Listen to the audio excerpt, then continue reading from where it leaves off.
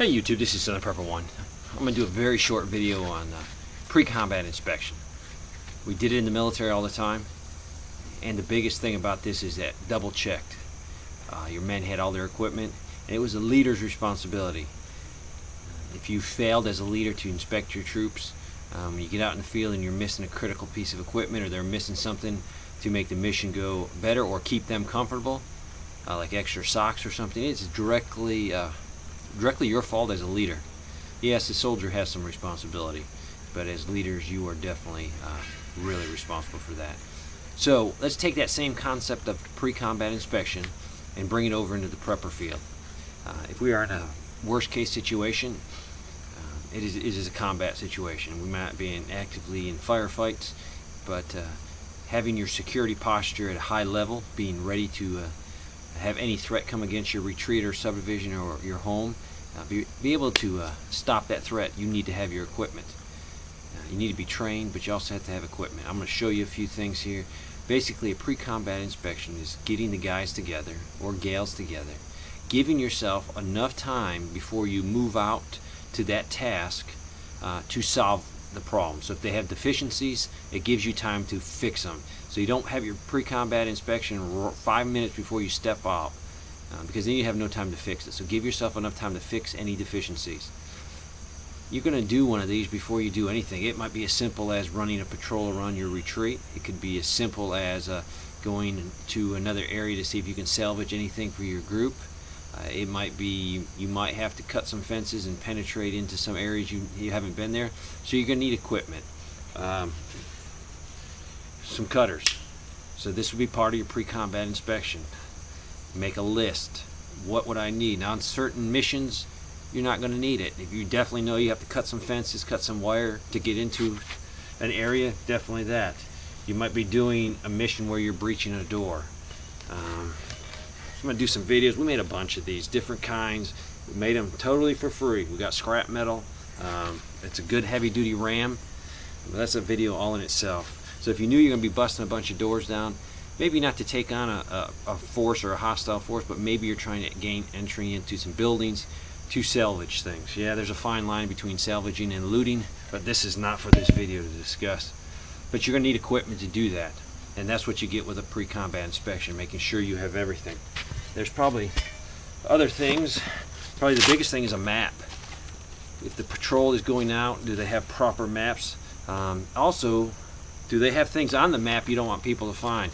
You might make some indications where you have friendly forces, or you have supplies, or your home base of operation.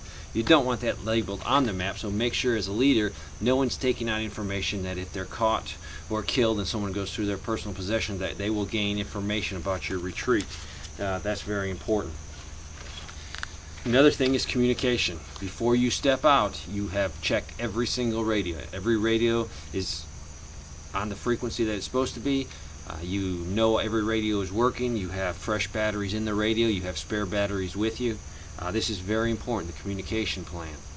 Be very careful. In the military, we always did a radio or a comp check before we pulled out. Be very careful as preppers, because we have no control. These are not encrypted, so very hard for us. So don't give anything away if someone knows that your frequency you've been using. So switch them up every day. Switch them up. But don't say anything on the radio to tell them that you're about ready to step out on a patrol. I think the biggest thing is people think, well, we're going to go on a daytime patrol, we'll be back in 3 hours. Assume you're going to be in the worst situation. Assume you're going to be caught out during the nighttime. So make sure you got your night vision. Don't just say, hey, let me see your night vision. Make sure you got all the little parts, because if you leave one part at home, it's very hard to attach your night vision to your helmet. So as a leader, check everything. Don't assume that everyone is right. This is going to be a fine line, because men will have to accept your authority over them, so you can do that inspection. If they don't accept your authority to just even basically look at your gear to make sure you're squared away, you're going to have more issues than just a gear issue. You got an internal problem in there. So the people that are leading this has to be a dynamic leader to earn the respect, because there's no rank in a prepper group. So basically your leadership skill will hopefully, and your talent and your ability to do certain military skills will let men respect you, and in so doing they're going to let you have some authority over them. Another thing is medical. If you're going to take out a few guys, make sure you have enough medical equipment to take care of a serious injury. You don't want to be out there with no medical equipment and trying to get a body back or someone back. It's not going to work. All this goes back to having the equipment and checking it. Don't assume, people are just going to do the right thing. As soon as you start getting complacent, you will have problems. I've seen complacency in the military day after day after day after you go on a patrol, and finally it will catch up with you. Luckily, what caught up with us wasn't a severe thing. The only thing we left, we had these big Iraqi signs, and we would put them up in front of our TCP, our traffic checkpoint. We forgot to bring them one day. Not a terrible, but it was still, hey, that's a serious thing, because we need to warn them, that we're friendly, we're Americans, and this is a checkpoint. So there's a lot of things. Probably another thing is binos.